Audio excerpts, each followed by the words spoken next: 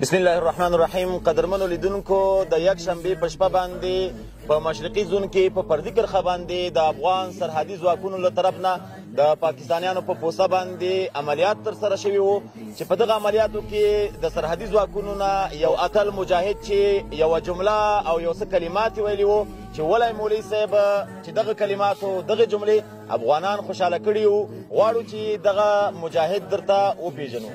قاری صاحب محترم، په ابتدا کې که ځان معرفي کړي، د کوم ځای یاستئ او نوم مو څه دی او دنده مو څه ده؟ نوم مې ملنګیار حاجي خاکسار د کابل ولایت د مشرقي زون د 201 خالد ابن ولید قلی اردو د کونړ لومړی سرحدي لیوه د شپږم سرحدي کنډک رئیس ارکان. ماشاءالله ملنګیار صاحب محترم، په دغه شپه باندې چې د سرحدي ځواکونو له طرف نه د پاکستانیانو په پوستو باندې عملیات وو، تاسو دغه عملیاتو کې دنده څه وه؟ دندم د رهبرۍ لخوا ته عمومي مسؤلیت د جنګ د 2 کلام د ساحې موږ سره و، یعنې د جنګ قمنداني ستاسو په غاړه ده. ماشاءالله ملنګیار صاحب محترم، په دغه عملیاتو کې یوه جمله یو څه کلمات چې افغانان ډېر خوشحاله کړي د افغانانو په خولو باندې جاري ده، ویل کېږي چې هغه ولی مولوي صاحب دغه کلمات ته چې دغه وخت کې ویلې، د دې قصه راته وکړې. دا څه حالات و چې دښمن د تېښتې په حالات کې و که بله څه قصه وه؟ دا خو داسې و چې ملګري موږ تشکیل کړي وو، تقریبا په 4 ګروپو میشلي وو. کله چې په دښمن تارو شروع کړه، دښمن د پوستو په غاړه کې ولګېدل، څه په لیزر ولګېد، څه په هغه دغه دښمن څه وژل شوي وو، څه زخمیان وو. د زخمیانو کوکارې او چیغې د مونږ غوږو پورې راغلي او د تېښتې په حالات کې و دښمن. نو دې وخت کې یو مولوي صاحب رهبر په نامه یو ملګری ما سره و تاروز کې، د باندې ما غږ وکړ، ویې ولئ دا بقایا پاته کوم خلک چې تښتي چې درنه ونه تښتي ویې ولئ. یعنې د دښمن د تېښتې په حالات کې و تا پرې غږ وکړ چې ونه تښتي، دا وولئ.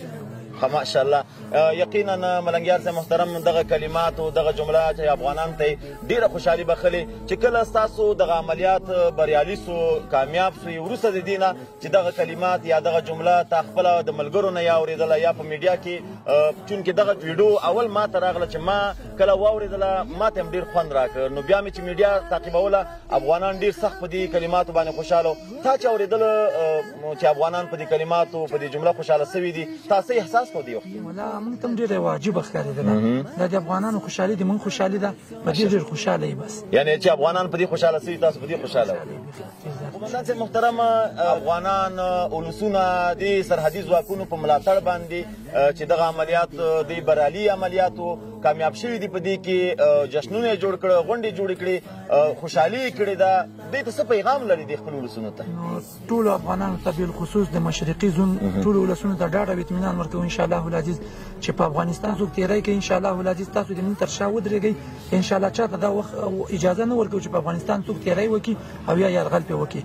حق ماتونکی جواب هم ورکړی ده، انشاءالله ورکوو یې. قومندان صاحب، په اخره کې دغه جمله او دغه کلمات چې افغانانو ته یې خوشحالي بخلې ده، ځینې افغانان دا یې په پرچو لیکلي، په دیوالو یې لیکلي چې وله مولوي صاحب که دا د کامرې مخې ته موږ او تاسو ناست یو، دغه کلمات را سره دوباره شریک کړي چې افغانان بیا پرې خوشحاله سي. ولی مولوي صاحب، ولی الله اکبر. الله اکبر. جزاک الله خیرا.